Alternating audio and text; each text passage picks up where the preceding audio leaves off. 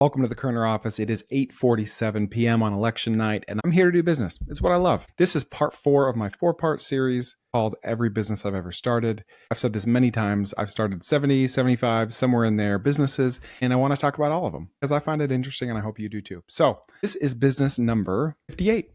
And remember, these are not in sequential order. This is as I remember them. And number 58 is Co-Founders, which is the holding company that I own with my best friend / business partner, Nick, at cofounders.com. And the original thesis for Co-Founders was to be a holdco / incubator, a kind of unique model that we invented to fill our needs. That's not fully a holdco because we don't just buy or start companies and then keep them forever.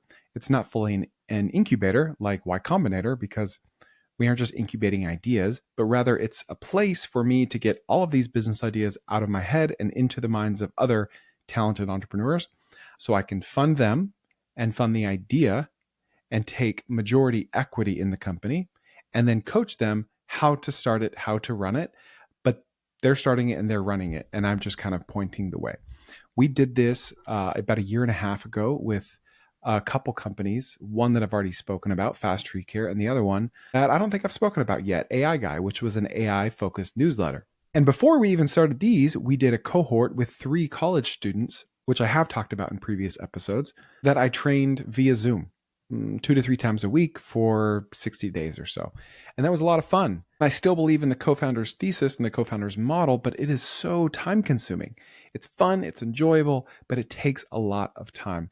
And so right now, the original plan / model of co-founders is on hold while we do other business stuff like vending machines and pet cremations and you name it. We did spend 65 grand on the cofounders.com domain name because it's such an awesome domain name and I'm going to use it for the rest of my life. And it's a great brand.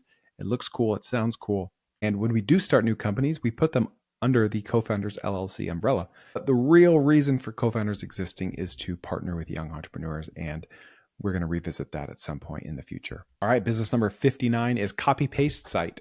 I don't even know if this website is still around, and it is. It is still around. Very ugly. Copypastesite.com. And this was an idea I had where it's like, okay, web design agencies are not unique. They're not new. They're well established. They've been around for 20 years. They'll be around for another 20 or 200 years. But what about a web design agency that had the unique value proposition of just saying, hey, you show me a website that's already out there on the internet and we're going to copy and paste it. Now, do we mean that literally? No. But we're going to go to Built With and find out what is it built with. Is it Shopify? Is it Webflow? Is it WordPress? Then we're going to recreate it. Exactly. Because a lot of people want a nice, sexy website, but they don't know what it should look like. They're not design focused or design oriented. And frankly, I'm not either. And so a lot of times when I get a new website built, that's what I do. I go find something kind of in my niche, maybe not at all in my niche, but usually it is. And then go find a virtual assistant to build it exactly for me, verbatim. Copy paste. So that was the idea with this business. I don't remember how I drove leads to it, but I did get some leads. Never really chased after it that hard. I kind of just wanted to throw the website up and see if there was any interest. And there was, but not enough to really get me to keep chasing it down. But someone could still run with this. It doesn't have to be called Copy Paste Site. It could just be a web design agency where you copy other people's websites and you outsource all the work to a really talented virtual assistant and just give them a cut of the revenue. This is a good idea. You should steal this. What's interesting is you could find the virtual assistant on Upwork, and then you could use Upwork to find jobs. Hundreds of web design jobs are posted from entrepreneurs and business owners like me to Upwork every single day. And so don't think it's too simplistic to just play middleman on Upwork between people fulfilling the actual work and then people actually looking for work to be done. That is a well-established model and it works really well. All right, number 60 is called Fulfillment Score. And this was more of an app / landing page than it was meant to be a whole business. So Fulfillment Score, I think it was fulfillmentscore.com. I don't think it's live anymore. It was meant to be like a calculator for e-commerce brands. Find out how much they should be paying their third-party logistics provider for fees, right? So let's say you sold t-shirts on a Shopify store. And you also had some hats and you had some shoes. You would go to this website, you would type in how many products you sold, the approximate weight of them, the volume, platform that you're on, and it would spit out, hey, no, that wasn't what it was. Sorry, I had to go to the web archive, type in fulfillmentscore.com and look up what it actually was because I completely forgot. So when I go to the website, it says, how do you know if your shipping carriers are ripping you off or not? As in USPS, UPS, DHL. We can help. We have millions of data points on what shipping costs should be for your e-commerce store. Get 15 seconds. Got 15 seconds to find out? See below. And then there were like 6 questions. Order ship per month, average shipping cost per order, average pounds per order, average days to arrive, shipping carrier used most, and email address. So it's a lead magnet. And it's a pretty good one because most e-commerce brands are getting ripped off. They're paying way too much for shipping. And a quick 5-minute conversation with their UPS rep could save them hundreds of thousands of dollars per year. And so we thought, we can play middleman between our negotiated rates and another e-commerce brand that doesn't have rates as good as ours, and we can capture a margin there. So basically, we would loan out our FedEx or UPS account numbers to other e-commerce brands with really good negotiated rates. We would mark them up a little bit. They would get better rates. We would make a margin on every package they shipped. That's what Fulfillment Score was. But the big play here was to use this as a lead magnet for third-party logistics customers, aka convince Shopify stores to outsource their fulfillment to us. So there's a couple different ways we could monetize here. We had this built in an hour or two. We never really did much with it, but I still think it's a good idea. All right, so this next one is a good story. It's called number 61, Josh Prout Scam Website. So man, do I have a story for you. I'll try to keep it brief because it's not super relevant to this episode, but I have so many stories of getting scammed. And that's either because I'm super naive and I'm easily scammable, or because I just go up to bat so many times and start these businesses and hire these random people, hire fast, fire fast, always launching these random things, finding myself in peculiar situations. I just have a ton of surface area for getting scammed. Okay. This guy named Josh Prout, long story short, in the early days of Mining Syndicate, he was posing as a hosting provider, as in like a crypto-focused data center. And he sent us this beautiful deck. I had a call with him. He sounded awesome. He spoke the language. He knew the lingo. He was well-versed in the industry. And we were really hungry to find hosting providers because we were selling a ton of miners and we didn't have anywhere to put them. So this guy had a facility in San Antonio. We did our due diligence. We loaded up a U-Haul full of miners, $700,000 full of hardware. We drove them down to San Antonio. We get there and no one's there. And we're like, what? But we had already paid a $50,000 deposit, which was industry standard at the time. That was not a red flag at all. No one was at this facility. Long story short, this guy had taken a pitch deck from LoopNet for a data center, did a control find and replace to make it more look like his data center, changed some facts, changed his name, and completely scammed us out of these $50,000. And then he was going to try to scam us out of this hardware, which he was unsuccessful at doing. This was a huge blow. I still remember the day it happened. It was my son's birthday. We were living in Houston. It was very, very stressful. I was very angry. We called the cops. We called the FBI. No one would really help us. And I kind of had to get creative. And I may or may not have had to buy tracker for his motorcycle. And I may or may not have found out where he lived. And I hung out in the parking lot for a while and I put a tracker on his motorcycle and I found out what he was doing and where he was going and who he was and what his real identity was, and that he had been scamming people since he was about 11 years old on RuneScape. He was scamming people with their virtual gold in RuneScape as an 11-year-old, and he was just a notorious lifetime scammer. And he was so clever and so creative, and if he just would have directed this in a productive direction, this guy could have been a millionaire. Anyway, long story short, he ended up scamming someone else for like $400,000 and got caught across state lines. That was enough money to get the FBI interested. I joined the case. I assembled dozens of documents of evidence on him. Got $35,000 of our $50,000 back, which was awesome because I expected to get none of it back. The banks actually did me a solid and froze his funds, which I did not expect to be on the other end of a difficult bank. I'm usually on the other end of it where they freeze my funds for something. So we got almost all of our money back. He ended up in jail. It was a felony. It was awesome. Anyway, I bought the domain names joshprout.com because that was his name, Joshua Prout, joshprout.com, and Josh Prout Scam. And I had a VA I don't even know if this website's still around. Someone's probably looking at it right now. You can look at the web archive. You can see what I'm talking about. And I wanted to make sure that I owned the SEO on his name so he could never get a job, so he could never live a productive life until he had actually paid for his crimes. So, was that ever supposed to be monetized? No, but I hated this guy and he angered me. And so I made a website to showcase this to the world, and it worked. And the good guys won. Josh, if you want to come after me for slander or libel or whatever it is, good luck, because everything I said here is true. Also, you're probably in jail right now. So, C2 is called Nomo Snore. And this is a contraption. And if you're watching on YouTube, I'm holding it right now. If you see this is a contraption to help prevent snoring while you're asleep. Of course, because you don't snore while you're awake. But this was originally intended to be a neck brace. If you see this, I don't know how it works, but my friend Grant, I've talked about Grant a few times because he's a good friend. He lives 10 minutes away. And I just love the guy. And he comes up with the best business ideas.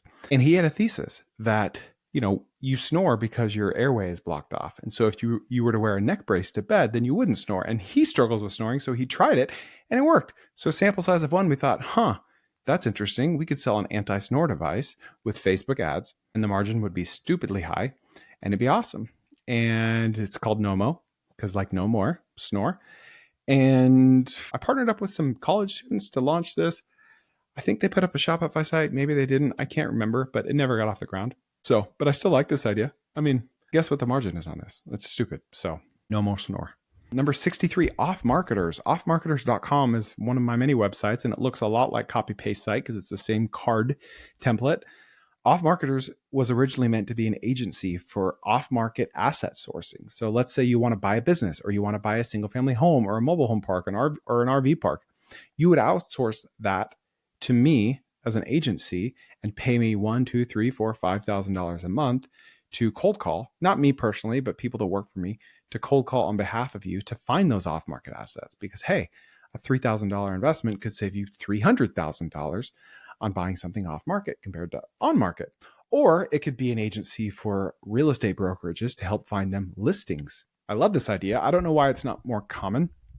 I actually found a few customers for this and we launched and we did well and we just didn't give it enough attention. So I think the second month we weren't doing a good enough job and we were distracted. And so we ended up just giving the money back to our customers and pivoting. So that's still a good website. And one common thread of everything I've done in the mobile home and the RV park space is acquisitions. I love acquisitions, especially off-market acquisitions. I'm pretty good at it. I love it. And one day I'll start this business up again. Number 64, AI Guy. This is one that I just referenced a few minutes ago. It was an AI newsletter started by not me. I helped advise and point the way, but it was started by Zach, our first or second co-founder ever inside Co-Founders. And he did an amazing job. And he learned everything there is to know about Facebook ads and Beehive and newsletters and copywriting and advertising. He learned so many skills and it grew fast and it was fun. And he got our cost per acquisition down to like 80 cents per email subscriber. And guess what? We still have these emails. So I was not planning on doing this, but if anyone wants to buy a very dormant AI newsletter with very high quality subscribers that have not been emailed in over a year, email me, chris@cofounders.com, and name your price. It's hosted in Beehive right now. I've been paying the Beehive bill for it, $600, $800, $1,000 over the last year or year and a half. I do think it's possible to reactivate these subscribers. And it was kind of like the Milk Road for AI, which there's a lot of AI newsletters out there that are trying to be the Milk Road for AI. But guess what? There's room for a lot of them. So if anyone wants to buy it, I don't know, is it $5,000? Is it $500? $50? Somewhere in there? I don't know. But there's about 6,000 subscribers. And with a 5 times a week newsletter, that's good for about $2,000 to $3,000 a month in ad revenue. Not bad. 50 cents per subscriber, give or take. So across 12 months, that could be $20,000 profit, 15, 20, 25, somewhere in there. Not a bad little business. So if you want to buy it, let me know because it's just sitting there. And we spent quite a few dollars to acquire those subscribers. Number 65, Startup Gems. Startup Gems was an experiment. It was a test. It was never meant to be a real business. There's a company out there called 11 Labs that were basically the first to do AI voice cloning. And so as soon as 11 Labs came out and I heard about it, I thought, this is amazing. I want to start an AI podcast with a clone of my voice, but fully AI. We'll use AI to write a script. There'll be 5 to 15-minute episodes about entrepreneurs that did cool things that we find from the internet. Found a guy named Braden out in Denver to help manage this project with me / for me. It was hosted on Buzzsprout, and I posted about it on Reddit. It got like 200,000 or 300,000 views. I posted about it on Twitter. It got about the same amount of views. We got 1, 2, 3,000 downloads our first day, which is a lot for a podcast. And it was really just an experiment. Like, can you tell this is AI? And really, you could. Like 80% of the time you couldn't, but then 10, 20% of the time you heard some weird intonations, or just it kind of went off script for a while. But it was really cool. And it sounded like me. It was kind of freaky. And so we put out like 80 something episodes, one a day for 80 something days. And then it was just not growing. It was shrinking. And I wanted to see if it could grow organically. I'd started a podcast before, like 5, 6 years ago, but I only put out 3 episodes. So I'm not including that. Aside from that, I'd never started a podcast, and I know they're hard to grow at it, but I wanted to see, could a podcast grow on its own without me promoting it? Because I didn't want to promote, an AI voice clone generated podcast that wasn't even monetized. That's just a waste of your attention. So I just wanted to tweet about it once and then see, could it be shared organically enough to grow on its own? And it could not. All right. If you are watching this clip right now, you are watching this on YouTube. And if you are a fan of podcasts, please check out my podcast while you're at it, because sometimes I have podcasts that aren't on YouTube, and sometimes I have YouTubes that aren't on podcasts. So check out the Koerner Office on any podcast platform, or you can go to tkopod.com. Also, my newsletter, we'll throw that in there. There are no ads. It's weekly. It's different content than my podcast and YouTube. Newsletter.chrisjkoerner.com. You'll see the link, and we'll see you there. So when I launched this podcast, the Koerner Office, which was first called Koerner's Corner, until an awesome newsletter subscriber of mine emailed me and said, "What about the Koerner Office?" I just thought, that's perfect. That's perfect. I was so mad I hadn't thought of it. But whoever you are, I can't remember your name, but you're still in my inbox. Thank you for that suggestion, because it was not my idea. It was yours. Anyway, when I started Koerner's Corner, I thought, I already have 83 episodes of Startup Gems. That was the name of it. I'm just going to start season 2 and call it Koerner's Corner. My first episode ever, it was just like, hey guys, this was a AI generated. Surprise if you didn't know. Now it's not going to be. This is actually really me speaking. And then after episode 8 or 9, we changed the name to the Koerner Office, and it's been a wonderful ride. And I don't plan on stopping anytime soon. Number 66, the No BS Crypto Podcast. That was the first podcast I ever started back during my McAfee days, when I blew up on Twitter on another account for No BS Crypto. We had an airdrop, we had a white paper, we had a community with like 60,000 people in it, and seemingly a third of them were from Vietnam or Nigeria. That was a wild couple years of my life. When you get voicemails every week from John McAfee, which are still saved on my phone, by the way, a good 6 years later, I started a podcast around it. And with my friend Grant, who invented Nomo Snore, and his brother Max, another good friend of mine, it was the 3 of us just broing down about crypto. And we flamed out after about 3 episodes. But when I look back at my download numbers there, I had no idea how good I had it. I was like, my first episode only got 3,000 downloads. Wow, this sucks. And now it's like, geez, that's actually a lot for a podcast. So I didn't know what I had there. Number 67, Twice Used. Oh man, what a dumpster fire. I still own the domain name. I love this domain name, twiceused.com. When I was running LCD Cycle, which I talked about in episode 1 of this series, we had thousands of broken iPhone screens and broken iPhone back glass just sitting in our warehouse. And it looked awesome, right? Black glass that was broken and shattered. I thought, there's got to be some way we can recycle this. Now, keep in mind, the name of our company was LCD Cycle, so we were recycling most of them by sending them to China and having our vendors, slice off the broken glass, and the digitizer put a new digitizer, new glue, new glass, shipping it back. But you know how you see like dead pixels on a screen sometimes? If an iPhone screen had that, it was irrecoverable. And so we had thousands of screens that were irrecoverable, unrecyclable. And they were just sitting. And so we launched a Kickstarter project. And I hope you don't Google this, because I'm sure it's still somewhere there on the internet. Chris Koerner, Twice Used Kickstarter. There is the most cringeworthy video you will ever see. The lowest quality, sitting in a shady warehouse with Michael or Emily or one of my employees, or both of them, I can't remember. And we invented, and my good friend TJ, we invented these clocks that they still look pretty cool. Clocks made out of iPhone glass, and coasters made out of broken iPhone glass, and a coffee table, an entire coffee table made out of broken iPhone glass.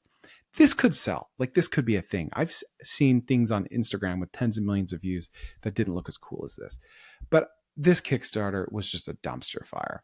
I got AOL to write about me and CNET. And, I worked my cold emailing magic and generated a bunch of buzz. And we couldn't even raise like $8,000. So if you can generate all that attention and you can't raise more than $8,000, you don't have product market fit. You don't have a business. It was a waste of resources and time, but it was a learning experience. Okay. Kickstarter is hard. If you can crack the code, figure out the mechanism of how it works, you can rinse and repeat over and over and over. I know a couple of people that do that, but not for me. No, thank you. Number 68, Fire and Embers.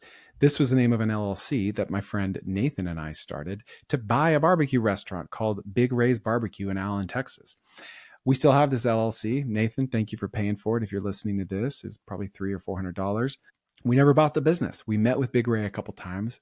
I met an awesome broker in the process, but at the end of the day, he had a landlord that was not the nicest guy, and he was not easy to work with. And we were very afraid/certain that if we were to sign a lease with the landlord and buy the business, the landlord would completely shaft us over and we'd be out. It was a $650,000 business and tons of opportunity, tons of upside, and really a passion project. Like no one buys a restaurant because they're psychologically sound. Clearly I'm not. And I knew that and I know that, but I wanted to do it. Nathan wanted to do it because he's a barbecue freak like I am, but it didn't come together. So number 69, Pro in Your Pocket. This was a project that I was an advisor for. I didn't found it. He was a guy I don't remember his name. He was out of Phoenix and he wanted to be a Thumbtack competitor or an Angie's List competitor. And my brother-in-law, Justin, was the developer for it, brilliant developer. And they got some traction, but it's too hard. It was way too hard of a business. I was supposed to be the marketing guy, but the product never even got far enough for me to have a chance to market it. So end of story. Number 70, Lawyers in China. What a great story. I got screwed by one of my Chinese vendors a couple of years ago out of like $200,000 worth of hardware. It got held up in customs, and according to our contract, it was his responsibility. But when push came to shove and it actually got held up, he's like, it's not my responsibility. So we were very angry, and this put us in a bad financial spot. And so I had to find a lawyer in China. And I've got a good friend, Brian, in China, Brian Yin, who's my friend and translator every time I go there. And he had a lawyer that he put me in touch with. This lawyer was amazing. He was $450 an hour, which really isn't bad for an amazing lawyer. And I have this weird sickness where every time I meet someone that's just an absolute rock star, I just want to do more things with them. I want to help them start a business or start a business with them or just do something there. And so I went to him and said, I don't remember his name, the lawyer's name. It's like, what would you do if I brought you more customers? And he's like, I'll give you 30% of everything I bill them forever. It's like, wow, that's a lot of money. Let me see what I can do here. So I bought, I think it was ChineseLawsuit.com. And the name of the business was Lawyers in China. And it was a Wix website, super ugly. And it was basically just Google ads. And I pointed Google ads at Americans that were Googling for these terms like international lawyer, Chinese lawyer, lawyer in China. Because guess what? China and America do a lot of business together and business disputes are pretty common. And what do you do as an American when you need a lawyer in China? So it was a lead gen service. And we sent this guy a ton of leads, and I learned about all kinds of weird lawsuits that were happening in all kinds of random, interesting industries. And I don't think any of them closed because, it's not a high close rate for stuff like this, but it was going really well. And I was scaling it and increasing the ad spend until one day the lawyer's like, hey, I'm moving to Canada. I was like, what? Yeah, we can't do this anymore because I'm moving to Canada. Moving my whole family to Canada. I don't like China. And I'm like, do you have anyone else I can sell these leads to? He's like, no, not really. So that was the end of that. But it's still a good idea. It doesn't have to be China. It can be between any country.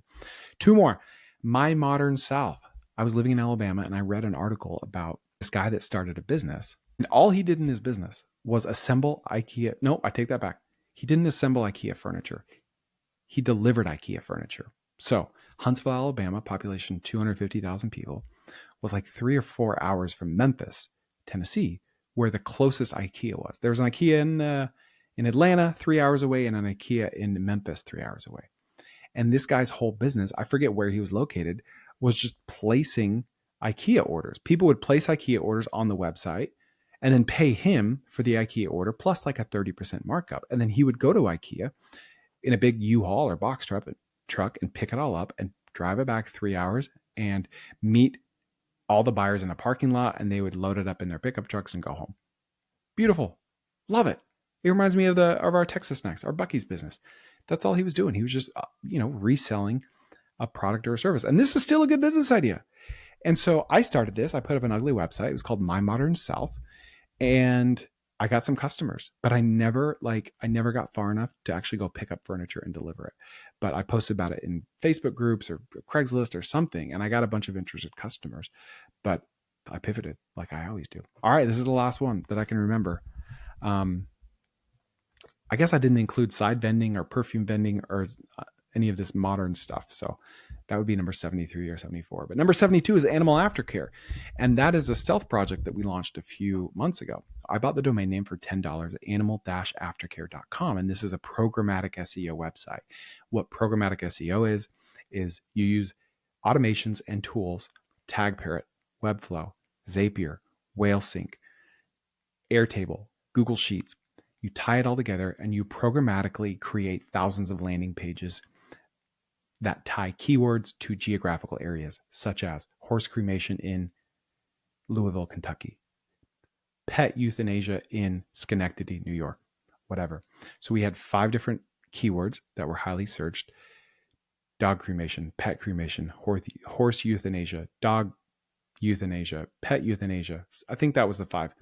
We took the top 1,000 cities by population in the US and the top 100 cities by population in Canada, because Canada is 10% of the size of America. 5 keywords times 1,100 markets equal 5,500 landing pages. Each landing page having a form where people could say, hey, I need my dog cremated, or my horse cremated, or my cat euthanized, or whatever it is. And you just, over time, you rank organically for tens or hundreds or thousands of search terms, because in those local markets, there's no one competing against you. Who's going to open a horse cremation facility in Schenectady, New York, when there's no population to support it? But there's still people searching for it. So we just fill in all those gaps. And this is an awesome business. And it's meant to be a business where we just sell these leads to vet clinics, preferably large chains of vet clinics. Fun fact, Mars, from like Mars candy bars, they own like the majority of the vet clinics in the United States, believe it or not. It might not be a majority, but it's like double-digit percentage. Crazy. So the end goal for this business is to just sell all these leads to facilities so they can acquire new customers. We're getting leads for this business every single day, multiple leads, 0 ad spend. It's an awesome business. And we're building programmatic sites for a couple friends and family on the side because it's incredible. Like, no paid ads. And you can still do paid ads. It just adds fuel to the fire. So that's number 72. That concludes this 4-part series of Every Business I've Ever Started. I hope you learned something. Thank you for listening. Please share this with friends. You can tell I love business. So thank you for entrusting me with your valuable time, and we will see you next time.